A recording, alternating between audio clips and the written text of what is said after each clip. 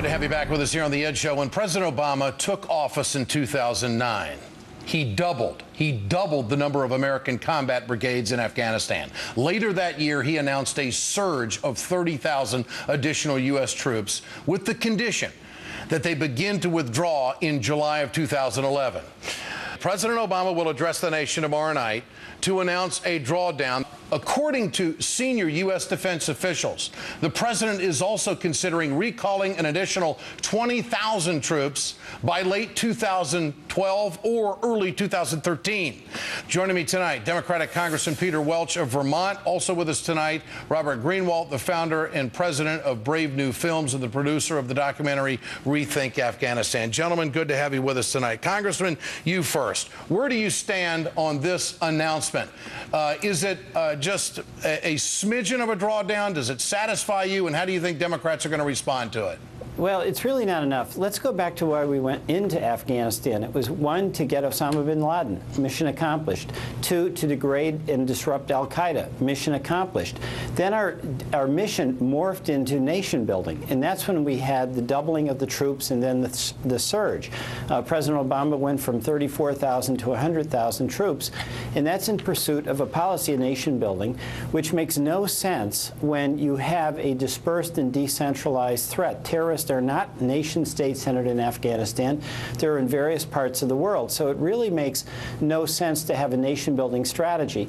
If the president tomorrow night announces a change from nation-building to counterterrorism, then the troop strength would be measured according to what was required in order to accomplish that goal. And it's way, way below, I think, what the president's talking about. Mr. Greenwald, is this a political move or is it a strategic move? And where does it match up with where the American people are? Well, the administration and the politicians, for the most part, in Washington are far, far behind the American people. 72% of the American people now believe we're fighting too many wars. And most importantly, Ed, these wars are not making us safer, and people don't believe they're making us safer. So how we can continue to spend $2 billion every single week on the war in Afghanistan really defies logic. And if you ask anybody, no one has a real explanation. Well, the only reason we're there is because we were there. So we need to all be much more aggressive and assertive in telling elected officials, you work for us, get the troops out. Congressman Welch, is this going to be a political problem for the president? I mean, I've taken phone calls on my radio show.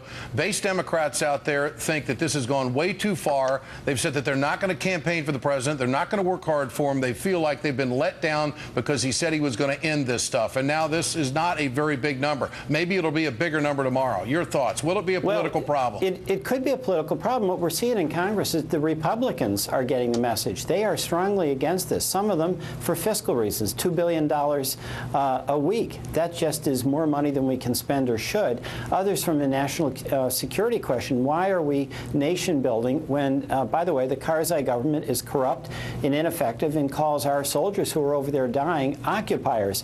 So there's a bipartisan coalition that's developing here, and you could see one of the Republican presidential candidates gain a lot of traction by saying we've got to be much more aggressive on paying attention at home. So, Mr. Greenwald, if there's a bipartisan feeling out there about ending this operation in Afghanistan, why is the president reluctant to not bring home a massive amount of troops, like 50 or 60,000 now?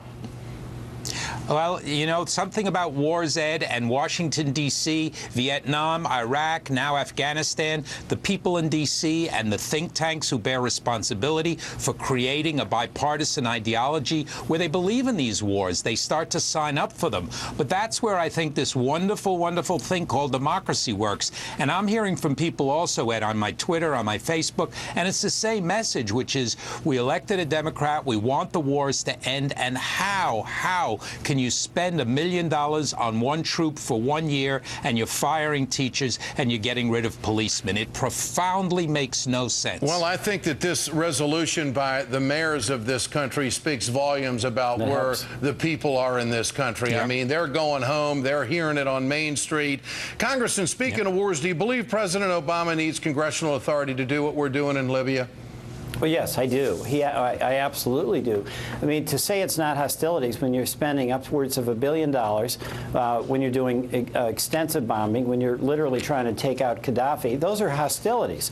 And the War Powers Act is about congressional authority and whether the decision about committing our men and women and our money to hostilities is going to be a decision made by Congress. So yes, I do. And finally, Congressman, I want to ask you, I mean, this low number seems like a political move and not a strategic move.